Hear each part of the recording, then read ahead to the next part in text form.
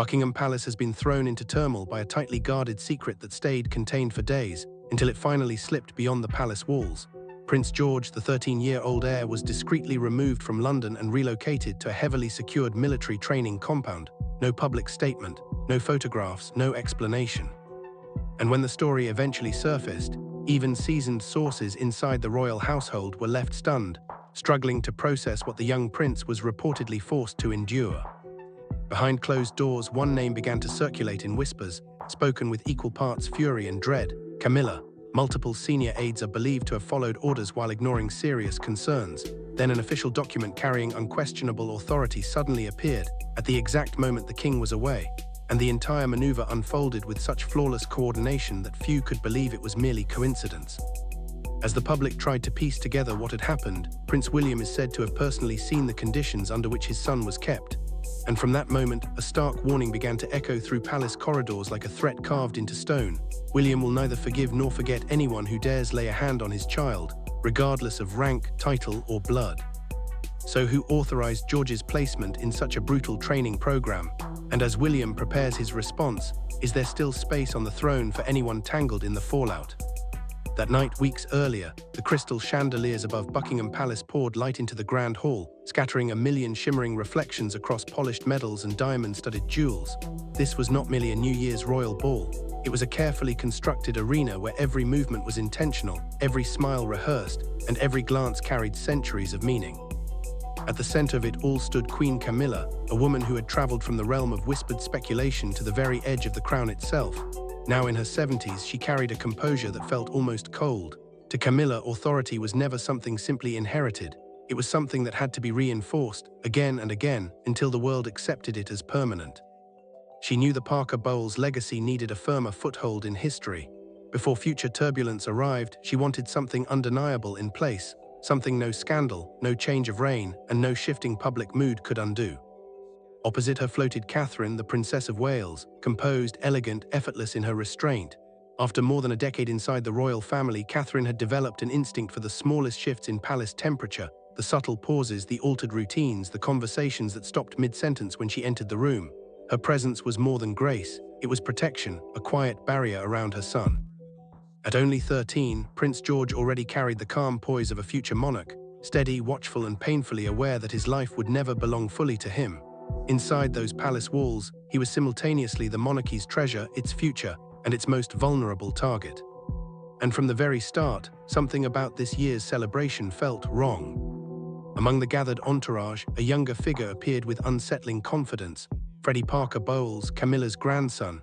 His name had never appeared on the official guest lists for the most central royal ceremonies, lists traditionally reserved for those of direct royal blood. And yet, through Camilla's unseen influence, Freddie wasn't just present. He stood prominently at the center, exactly where the cameras were most focused. Catherine's gaze tightened as she watched Camilla gesture warmly, beckoning Freddie closer to George. Freddie approached with an air that felt almost possessive, moving less like an invited guest and more like someone claiming space that wasn't his. Camilla smiled at her grandson with public affection, but her eyes remained fixed on the media lenses. She wasn't simply enjoying a family moment, she was shaping an image, building a visual reality, the next Parker Bowles generation positioned beside the heir to the throne. As the night unfolded, Camilla used subtle, deliberate maneuvers to place Freddie into every significant frame. When dignitaries approached to greet George, she seamlessly introduced Freddie as a close companion, someone walking the same road of discipline and preparation. And then, briefly, Camilla's gaze flicked toward Catherine. It lasted only a moment, but it carried the weight of provocation. Camilla understood something Catherine knew too. In the language of royal symbolism, constant proximity to the future king could slowly blur the boundary between outsider and insider. Near the clinking flutes of sparkling champagne, Camilla moved into her next strategy. She drifted among senior courtiers and cabinet office officials, King softly, planting ideas with measured precision, suggesting the necessity of modernizing the upbringing and training of young royals. Every dynasty must secure its place in history, she remarked to one nobleman as though it were self-evident. The monarchy's stability depends on surrounding the heir with the most devoted young figures of the next generation. Catherine stood not far away, listening without appearing to listen, and she could feel it, the tension radiating from Camilla, the subtle tightening of the palace atmosphere around her. Then Catherine noticed something that chilled her. George's private secretary, normally strict, cautious, protective, had grown unusually accommodating. Doors that were usually closed opened. Spaces that were normally off-limits suddenly became accessible, and Freddie was allowed where he had no reason to be. Catherine's instincts flared. This wasn't indulgence toward a grandchild. It was calculated. An organized campaign, testing the strength of the protective circle around George, searching for weakness, measuring how far Camilla could push before someone pushed back. In the dimmer edges of the room, Camilla's expression hardened with purpose. Real power, she believed, wasn't found in crowns resting on heads. It lived in the hands of those capable of shaping what came next. With a quiet breath, she made a vow to herself, cold, determined, and already in motion. The throne does not belong solely to the one born into it. These were not careless thoughts. They were the foundation of a plan already underway. Papers had been drafted, discreet payments arranged, a demanding training program prepared, ready to be activated the moment King Charles departed London for his upcoming overseas engagement. And when King Charles's aircraft rose from the runway to begin his extended Commonwealth tour, an unsettling stillness settled over Buckingham Palace.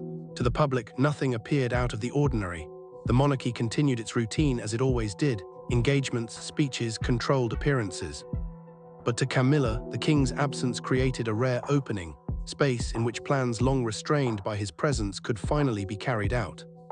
Seated alone in her private study, Camilla remained perfectly still before a neat stack of leather-bound folders. Her first move would not be public, it would be administrative, a silent takeover of the palace's internal machinery. Because true authority, Camilla believed, was rarely exercised through dramatic declarations. It was exercised through paperwork, documents imbued with unquestionable legitimacy. Resting on her desk was a carefully prepared file titled Special Leadership Training Program for the Future Heir. Its contents fused conventional military discipline with punishing endurance exercises typically reserved for elite special forces, conditions wholly unsuitable for a 13-year-old boy. Camilla reached for her fountain pen, her focus sharpening into something almost surgical, and then she did something far more dangerous than rumor could ever capture. She did not sign her own name. Instead, with steady precision, her hand reproduced the confident, unmistakable strokes of King Charles's signature. This was not a reckless act of forgery. Years at his side had allowed her to memorize every curve, every pressure point, every subtle habit in the king's handwriting, and she performed the act without trembling, without hesitation, only cold calculation. To her, personal loyalty was expendable when weighed against the objective she believed mattered most: safeguarding the future of the Parker Bowles line. With the final stroke, the false document became an irrefutable royal order. Then came the more delicate part of the plan. People. Camilla knew exactly where the weak points were. She knew which officials were exhausted, which ones had quiet fears, which ones carried private burdens they never spoke aloud. She focused on the private secretary overseeing George's schedule, an official outwardly devoted, but inwardly overwhelmed by undisclosed family debts. Their encounter took place in a narrow corridor, silent except for the rhythmic ticking of an old clock and the scent of polished wood.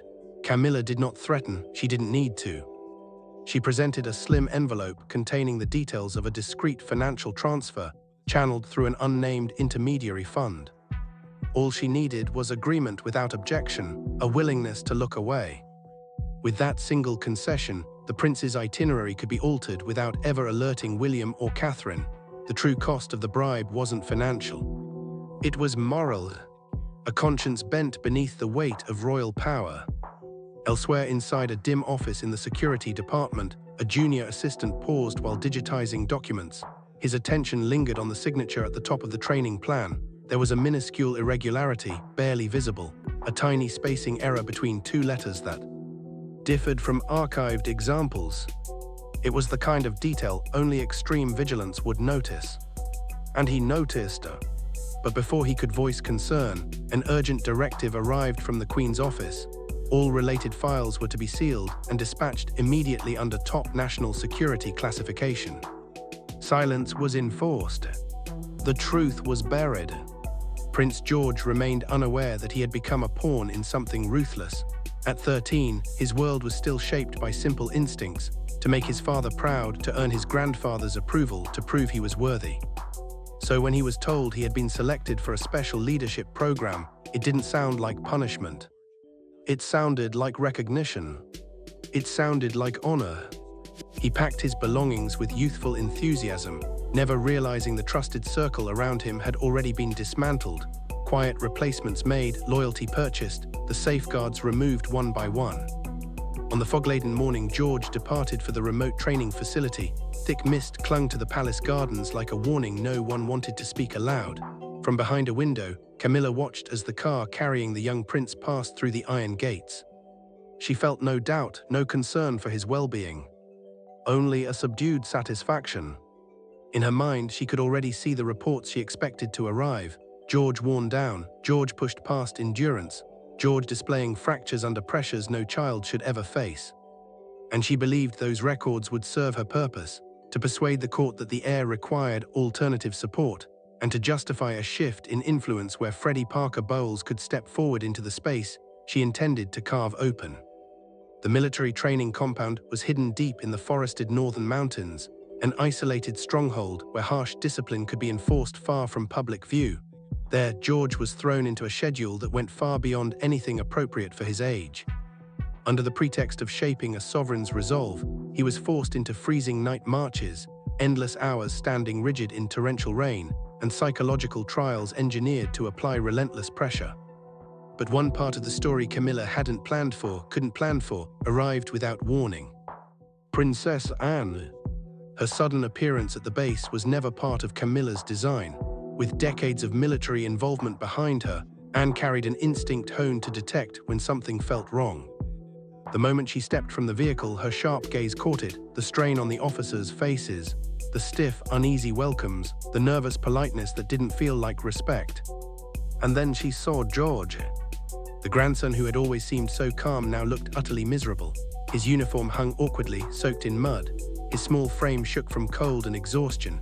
He was forced to haul a pack far heavier than regulations allowed, crawling through punishing obstacles while instructors shouted commands under special orders demanding merciless intensity. Anne understood immediately this was no longer training. This was sanctioned cruelty, physical and psychological, disguised behind official paperwork. She didn't confront the instructors publicly. She wouldn't humiliate the heir in front of other trainees. But inside her, anger ignited like flame. Quietly slipping away from her escort, Anne entered the medical wing and the records storage area. What she found was deeply disturbing: ignored health reports, heart rate readings at dangerous levels, bruising across George's shoulder blades, clear evidence of severe sleep deprivation. Worse still, she discovered a handwritten note from the base commander repeating instructions from higher authority: push the prince until he reaches a breaking point, to reveal any flaws in character. Within minutes, Anne placed a call directly to Prince William. Back at Kensington Palace, William felt something cold move through him as he listened to his aunt's low, unwavering voice. And when the call ended, hesitation ended with it. He launched a covert investigation, relying only on his most trusted aides outside Buckingham Palace's usual administrative network, because now he feared the palace machinery itself had been infiltrated. Piece by piece, William assembled the truth. He obtained testimony from a young instructor consumed with guilt, from a fellow trainee who had witnessed what happened when George slowed down. Slowly, the fragments aligned into a horrifying pattern. Unusual financial transfers, hidden beneath shell names, had entered the private secretary's account only days before the program began. The trail was deliberately tangled, but every path led back to the same source. The Queen. William's fury reached its peak when a secret video clip arrived, captured by a loyal technician from the facility's security feed. In the dim interior of a military warehouse, George collapsed under exhaustion after being pushed through an overloaded drill. Instead of receiving help, he was met with vicious taunts about his bloodline, about whether he was strong enough to inherit, whether he deserved to be king. Words meant to shame him, to break him. Watching his son reduced to a pawn in such a filthy struggle for power, William's fist tightened until his knuckles turned white. In that moment, he stopped being simply a distressed father. He became something far more dangerous. A protector willing to fight anyone, even inside the palace walls. Back in London, Camilla maintained her composed facade, but beneath it, the first tremors of unease began to surface. News of Princess Anne's visit reached her. Still bolstered by the arrogance of someone wielding forged authority, she convinced herself no trace could touch her, everything buried beneath layers of unquestioned power. She didn't yet realize that beyond Buckingham Palace, William and Anne were assembling a complete dossier of betrayal, one they intended to unveil the moment King Charles returned to British soil. When the King's aircraft finally landed beneath a dull, slate-colored sky, the welcome awaiting him was not triumphant. It was heavy, oppressive, like the calm before a storm breaks. Prince William was waiting in the King's private library, not with ceremonial notes or diplomatic summaries, but with a thick dossier embodying the full scope of betrayal. As King Charles turned each page, the air in the room seemed to thin. His gaze paused longest on the training document, bearing his own falsified signature. Shock gave way to gut-wrenching anguish when he watched footage of George collapsing onto frozen ground. This wasn't simply harm done to a child. It was a violation of the sanctity of the throne. But the king did not erupt into rage. He became terrifyingly calm. The composure of a ruler who understands an enemy within the walls must be removed at the root, and that arrogance, if handled correctly, can be used as a weapon. Rather than confronting Camilla immediately, an act that could have allowed her to erase evidence or rally allies, King Charles joined William and Princess Anne in crafting a counterstrike they called the Royal Trap. The truth would be revealed during the upcoming Royal Honours Ceremony, one of the most solemn occasions on the calendar, an event guaranteed to draw the full royal family, senior government officials, and intense international media attention. In the days that followed, palace life appeared normal on the surface. But beneath it, everything shifted. Camilla, blinded by her confidence, failed to notice subtle changes, adjusted security placements, technical teams moving in and out, new staff assigned in silence. She continued pushing Freddie into the spotlight, going so far as to arrange for him to occupy a place of honor in the ceremonial procession, positioned directly behind members of the direct royal line. She took the king's silence about George's return as approval. She assumed the training program had been accepted. Her overconfidence dulled the instincts that had once kept her cautious. Under William's discreet command, a trusted team of audio specialists made precise modifications to the Grand Hall. Alongside the standard public address system, they installed ultra-sensitive recording and live feed equipment in the backstage areas where Camilla and Freddie were known to hold private conversations. Every instruction she issued to the private secretary, every arrogant comment from Freddie, bragging that he would soon take over key positions in the palace. All of it was captured with pristine clarity. As the ceremony approached, Camilla grew increasingly commanding, moving through the palace as though she already ruled its destiny. She had no idea that each confident step carried her deeper into a carefully prepared snare. During William's few encounters with her, he forced himself to suppress his disgust, maintaining a facade of respect that only strengthened her sense of control. On the eve of the ceremony, King Charles sat alone in his study, finger-tracing the guest list. When his eyes reached Camilla's name, beneath the title Queen, he released a quiet breath. This wasn't personal revenge. It was a necessary operation to protect his grandson and preserve the integrity of the monarchy. Removing corruption so deeply embedded required a shock so undeniable no one could dismiss it. By the morning of the ceremony, Buckingham Palace gleamed with banners and floral displays. Camilla arrived in her most splendid ceremonial regalia, Freddie at her side, brimming with self-assurance. They entered the grand hall to the triumphant blast of trumpets, unaware that the cameras trained on them weren't simply documenting pageantry. They were waiting to expose one of the darkest conspiracies the House of Windsor had faced in modern history. The snare was ready. The bait was in position. All that remained was the moment the truth would be revealed under the unforgiving layer of royal justice. On the day of the Royal Honours Ceremony, the Grand Hall looked like a living masterpiece, an oil painting brought to life with splendor, authority, and tradition. Within that breathtaking display, Queen Camilla stood at the height of smug fulfillment. Draped in royal blue silk, crown glittering beneath the chandeliers, she carried herself with the poise of someone convinced she had secured her place in history. At her side, Freddie Parker Bowles made no attempt to hide his satisfaction. Positioned where only the most significant members of the family were allowed to stand, he surveyed the gathered aristocracy with the confidence of a man who believed he was brushing against ultimate power. Camilla allowed herself a small victorious smile as she noticed the cameras fixed firmly on her family. In her mind, today would ensure the Parker Bowles name would be permanently etched into the story of the House of Windsor. The ceremony unfolded with flawless protocol. Orchestral music filled the hall, and the solemnity was so profound even the whisper of silk could be heard. Then came the moment the king was meant to speak about the monarchy's future. And everything changed. Instead of stepping forward with prepared remarks, King Charles offered only the slightest nod toward the technical staff. Suddenly, the hall's sound system did not amplify the king's voice.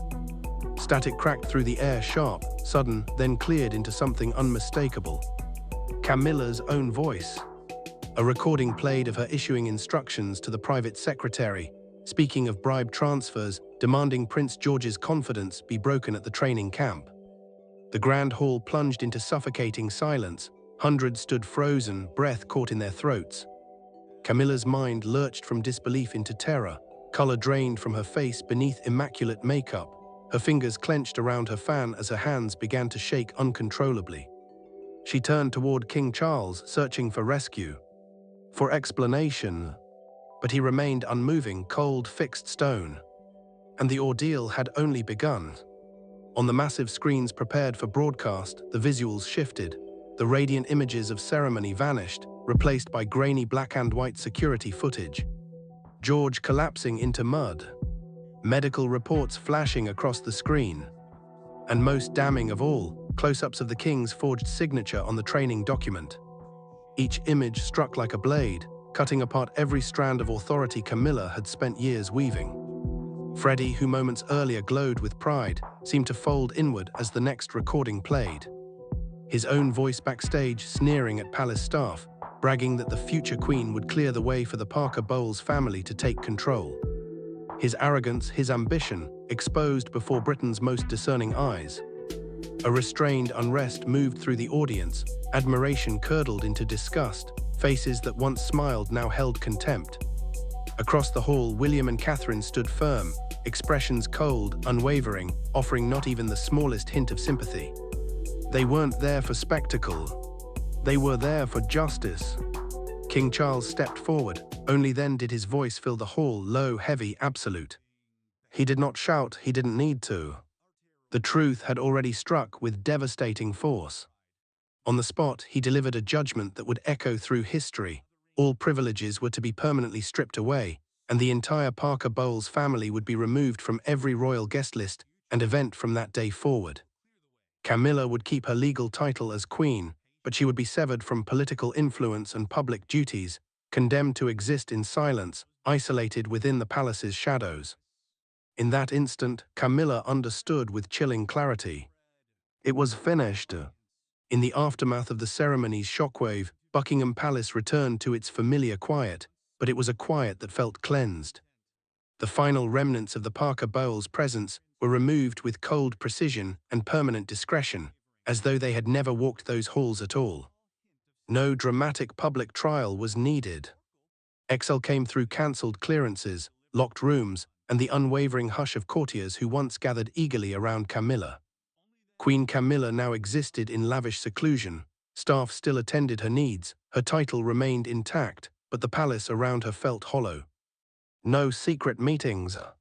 No documents waiting for her approval. No voices seeking her favor. She had become a royal phantom, trapped beneath the very crown she had fought to secure. Each afternoon she sat by the window overlooking the courtyard, watching vehicles come and go, never again with Freddie or her family among them. Her harshest punishment wasn't isolation. It was the loss of influence, the very air that had fed her ambition for decades. In sharp contrast, Kensington Palace carried the atmosphere of recovery. Prince George returned. Freed from the cruel demands of the program, the bruises on his body slowly faded.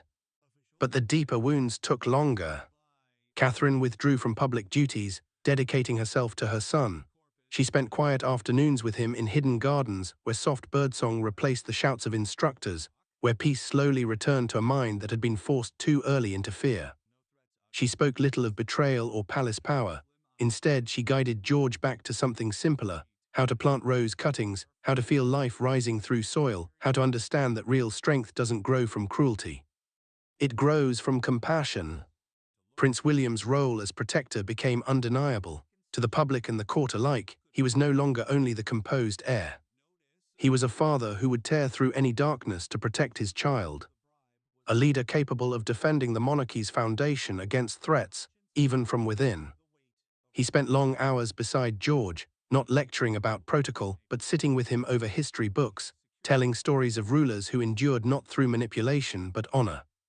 One golden afternoon, as sunset stretched across the lawns of Windsor Castle, George stood alone before the royal crest carved into the stone gate.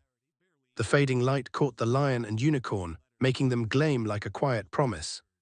George gazed upward with a new understanding, not the uncertainty of childhood, but the depth of someone who had already seen the darker face of power. William approached without ceremony and placed a steady hand on his son's shoulder.